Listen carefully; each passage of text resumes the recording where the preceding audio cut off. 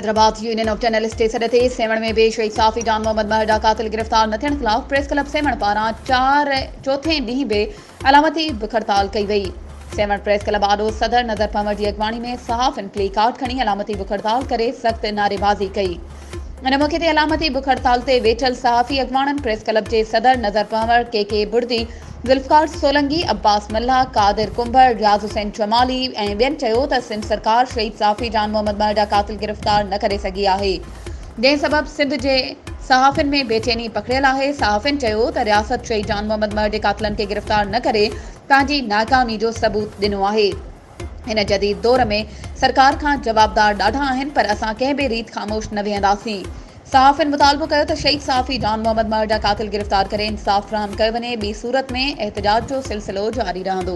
वधीक ख़बरुनि ऐं अपडेट्स जे लाइ असांजे चैनल खे सब्सक्राइब कयो ऐं हा, बेल आइकन खे प्रेस करणु न विसारिजो त जीअं असांजी हर नई अचण वारी वीडियो तव्हां ताईं पहुची सघे।